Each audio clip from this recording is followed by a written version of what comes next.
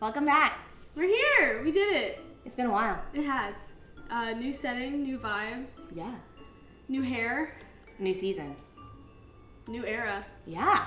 Yeah. That's Elizabeth. That's Sarah. This is Mother Goose Lied.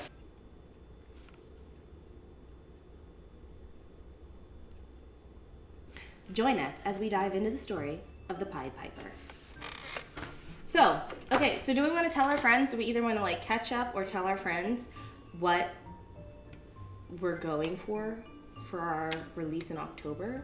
Yeah, so basically planned out a whole new genre of Mother Goose Lied to give you a little bit more of the BuzzFeed Unsolved Shane and Ryan that we all know and love. So Sarah has been absolutely incredible at organizing and planning our next year of content. Mm-hmm. So we are here now with a plan and a mission and an aesthetic. Yeah, we're going with the vibe.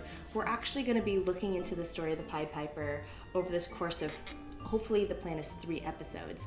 And so we'll look at the story in its original setting, like how it's most popularly told, and do a little bit of history and deep dive into the story around it and the information around it that we have in real life.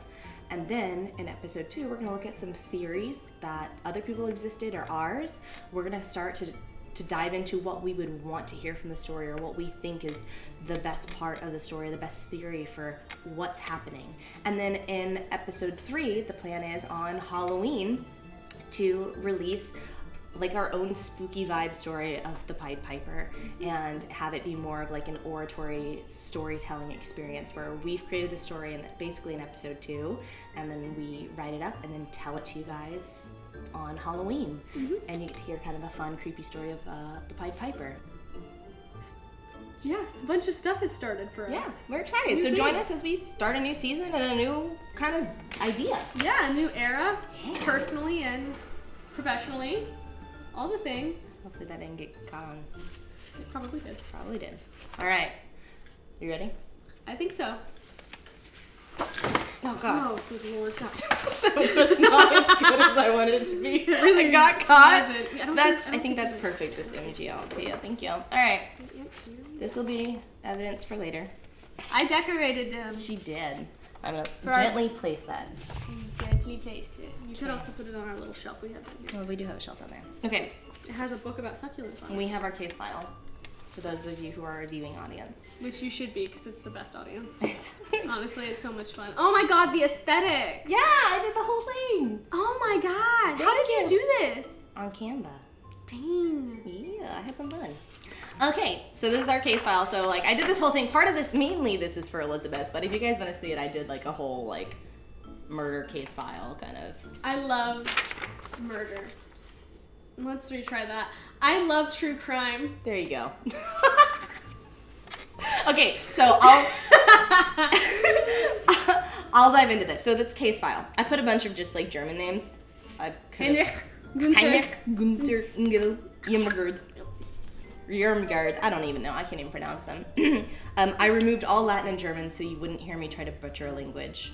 So again, we'll go back to the conversation of Americans don't like it when you actually try in a language, and then people from that then people comment about Americans not trying. They say croissant instead of croissant, but it's if you say croissant, people get oh, come on. You're like, calm down. Said. Thank you. I want to see what you said written out on paper. Okay, so we have the case file. It has story type. This is a medieval European myth. The location is in Hamelin, Germany. The year of our Lord, 1284. That's how far back this is. Status? Unsolved. There we go. I knew you'd like that, because that's for you. Okay, so this story is pulled straight from the Brothers Grimm. Okay. Okay, do you want to read the story? Because I'm going to be doing a lot of the information. Yes. Okay, so, cold reading. All right, story. The Children of Hamelin, the Pied Piper. Brothers Grimm, September 3rd, 2015. German. 2015. Oh, I can pull that from a website. You can... That didn't happen. Never mind, guys. Yeah, just the story. The story. In the year 1284, a mysterious man appeared in Hamelin. He was wearing a coat of many colored bright cloth, for which reason he was called the Pied Piper. He claimed to be a rat catcher, and he promised that for a certain sum he would rid the city of all mice and rats. The citizens struck a deal, promising him a certain price.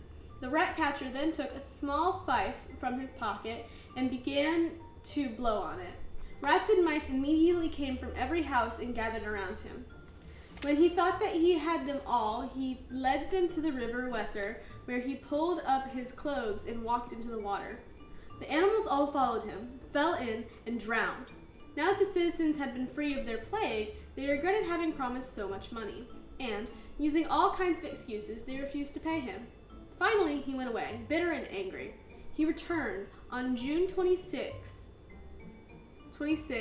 St. John's and St. Paul's Day, early in the morning at 7 o'clock. Others say it was noon. Now dressed in a hunter's costume, with a dreadful look on his face, and wearing a strange red hat. He sounded his fife in the streets, but this time it wasn't rats and mice that came to him, but rather children. A great number of boys and girls from their 4th year on. Among them was the mayor's grown daughter. The swarm followed him, and he led them into a mountain, where he disappeared with them. All this was seen by a babysitter who, carrying a child in her arms, had followed them from a distance, but had then turned around and carried the news back to the town. The anxious parents ran in droves to the town gate, seeking their children. The mothers cried out and sobbed pitifully. The swarm followed him, and he led them into a mountain, where he disappeared with them. Illustration. Wait. Okay, those are just sights. Okay. Within the hour, messengers were sent everywhere, by water and by land, inquiring if the children, or any of them, had been seen, but it was all for naught. In total, 130 were lost. 2, as some say, had lagged behind and came back. One of them was blind and the other mute. The blind one was not able to point out the place, but was able to tell how they had followed the piper. The mute one was able to point out the place, although he or she had heard nothing. One little boy in shirt sleeves had gone along with the others, but had turned back to fetch his jacket and thus escaped the tragedy. For when he returned, the others had already disappeared into a cave within a hill. This cave is still shown. Until the middle of the 18th century, and probably still today, the street through which the children were led out to the town gate was called the Bungeloose? Bungeloose. Bungeloose? Drumless, soundless, quiet street, because no dancing or music was allowed there. Indeed, when a bridal procession on its way to church crossed the street, the musicians would have to stop playing. The mountain near Hamelin, where the children disappeared, is called Pompenberg. 2 stone monuments in the form of crosses have been erected there, one on the left side and one on the right. Some say that the children were led into a cave and that they came out again in Transylvania. The citizens of Hamelin recorded this event in their town register, and they came to date all their proclamations according to the years and days since the loss of their children. According to Seyfried, the 22nd, rather than the 26th of June, was entered into the town register. The following lines were inscribed on the town wall.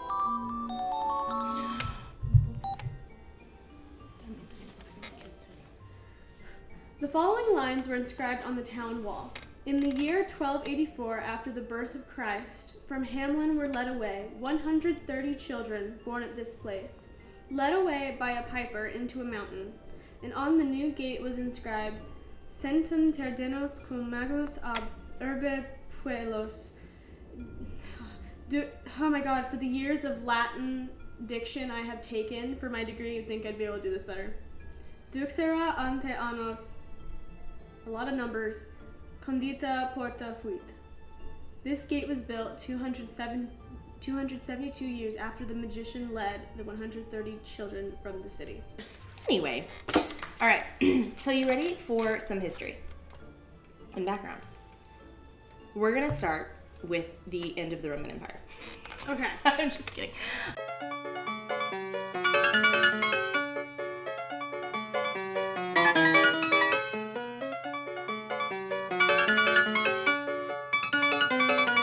While we don't know exactly what happened, there's not enough evidence to point to what specifically occurred. There is evidence to point that the children were led away from the town. There's notes from, like, we'll get to some of the more specific evidence of this event, of the Pied Piper, that has become a story and a myth.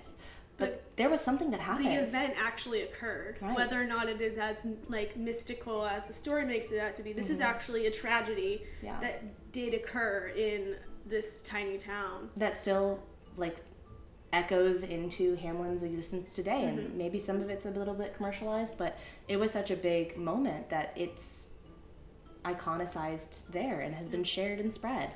So getting into the story and the history of the Pied Piper himself within the town. So here's where the evidence that we have of something occurring in this area. The earliest mention of the story seems to have been on a stained glass window placed in the church of Hamelin circa 1300 AD. The window was described in several accounts between the 14th and the 17th centuries. It was destroyed in 1660. Based on surviving descriptions, a modern reconstruction of the window has been created by historian Hans Doberton. It features the colorful figure of the Pied Piper and several figures of children dressed in white. The earliest written record is from the Town Chronicles in an entry from 1384, which reportedly states, "It is 100 years since our children left." And that's all that's written. That's the most earliest account written of this event. And that's all it says, is it's been 100 years since our children left. We have read that so many times, and every time I just get all over my full body chills. It's chills. It's such an ominous and... Yeah, and I'm one of these people that I firmly believe that fairy tales and magic and all that jazz is real to an extent. And so seeing evidence of one of, like, the fairy tales that I grew up hearing about, seeing that something along these lines did actually occur, whether or not this is more fictionalized in comparison, my inner child is going nuts, man. It's just, what do we not know? I know, and that we will get into all of the theories the next podcast that you hear. There's no definitive evidence to confirm what happened, though, outside of that note.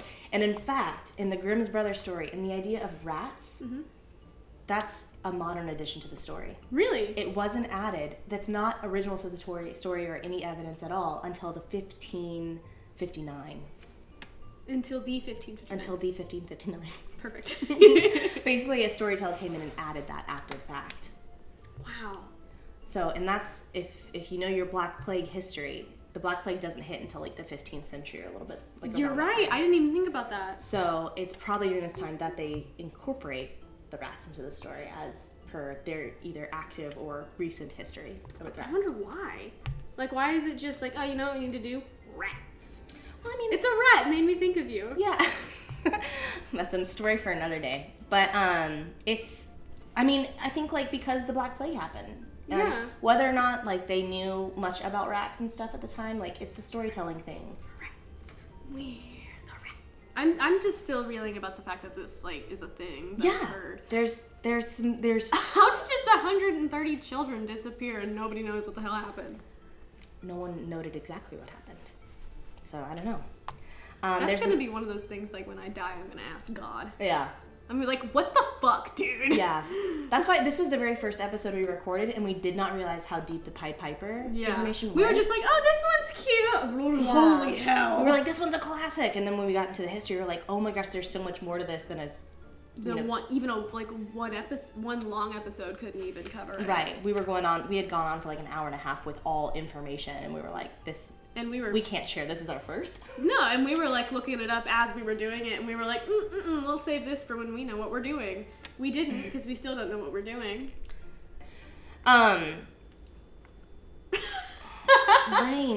Brain work. Thank you. Okay.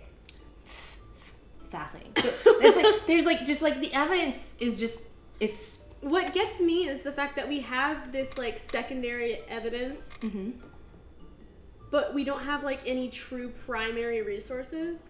Like we have like our first like really primary resource is that thing in the town. It's been 100 years since our children left. that was 100 years later. That's our first primary. That's a whole lifetime later. Is our next primary source and our first one, and we don't actually have anything that we found apparently from like that time, like within that decade even. Right. It's wild. Right. No one wrote down what happened. But clearly it did. Yeah. Because we have it. There's multiple sources. And like from different areas in like from the fucking monks. The monks wrote that down. That shit happened. I'm just saying. What else do they have left to do? It's like, oh yeah, kids left. Right. Like, what else are they gonna do? Right. Yeah. That's so creepy. It's just wild. Like, it's what's the purpose of the cover up? Is my question, because this feels very covered. But for why? For why? Because clearly it was very significant. And the story we have, it's also a little bit difficult to remove from the Pied Piper story we know today, which involves the rats.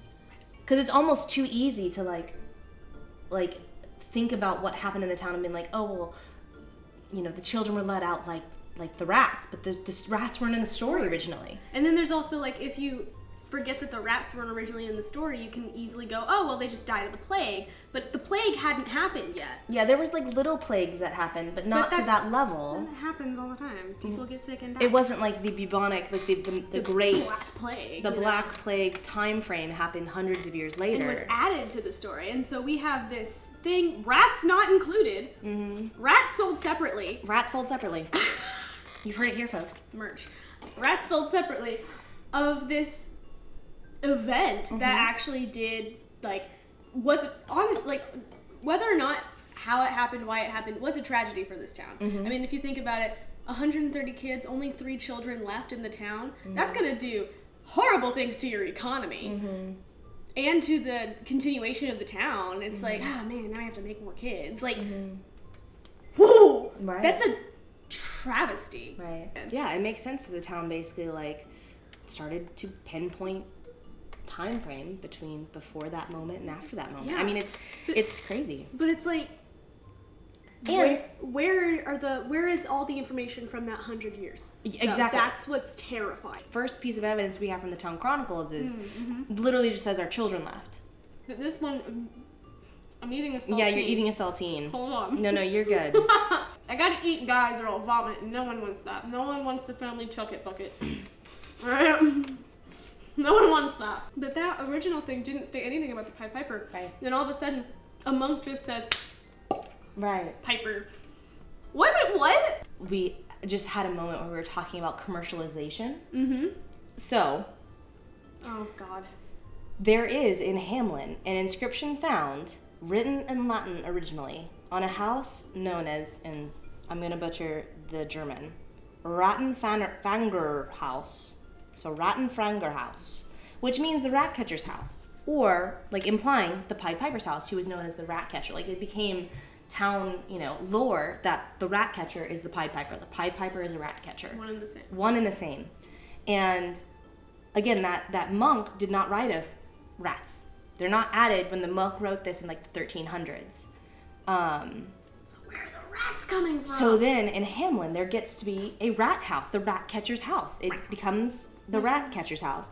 And on the rat catcher's house, which again is not at all connected to the original, 100 years of this actually occurring, it notes in this inscription on the house, in the year of 1284, on the day of the Saints John and Paul, on 26 June, 130 children born in Hamelin were misled by a piper clothed in many colors to cavalry near Copen and lost. But where do the rats come in? Right. And so to be honest, they don't mention the rats other than the name of the house. But the house does mention the Pied Piper again. Yeah. And just like the monk it mentions 130 children. It mentions the date, 26th of June, on the day of Saints John and Paul, and in the year 1284. So this, I didn't catch the date that this house or this inscription was written. But according to author Fanny Roestek Lumen, this is the oldest surviving account So Kopen, High German Kup, meaning a knoll or domed hill, seems to be a reference to one of several hills surrounding Hamelin. Which of them was intended by the manuscript's author remains uncertain. So and the monk, remember, wrote in, the Pied Piper came in the west gate and left through the east gate. So we have that from the monk. We have the rat catcher's house that say the date, confirms the date and the number of children. Then we have the wedding house. Oh. Okay. It has a similar inscription. This one written in German. So the rat catcher's house has Latin. This one has German. And on the wedding house, or Hochzeitshaus, Give up. I did my best. A fine structure initially used for marriage festivities between 1610 to 1617. Oh. So the inscription on the wedding house Time is fake. in German. In the year of our Lord, 1284, went into Kopen under custody 130 children born in Hamelin by a piper, seduced and lost. What the hell? Yeah. Something's fishy. Mm-hmm. Like, of course I love to turn everything into like a really true crime, like there was a murder. But this is genuinely like wild. Mm-hmm. Like there's a mystery here. Mm-hmm. Genuinely. So the town gate was erected in 1556, so before the wedding house. And it says, according to the Hamelin Museum, this stone is the oldest surviving sculptural evidence of the legend. It bears the following inscription from the Latin. So I translated from the Latin. In the year 1556, 272 years after the magicians stole 130 children from the city, this gate was founded. What's the, like, what did you say earlier? It was like the rats were extra or something like that? Oh, yeah. Rats sold separately. Rats sold separately. I need to put that on like a mug or something. Needs to be. Rat sold separately. Pied Piper merch, rat sold separately. Yeah. So that's the history of the Pied Piper and the story. There's a lot to it. There's quite a bit, and next week we'll dive into some of the theories. Mm-hmm. And build our own theory. Yeah. If not story. Yeah, we'll see what happens. Thank you for joining us in this deep dive into creepy history. That was Sarah. That's Elizabeth. And this was Mother Goose Lied. Wow.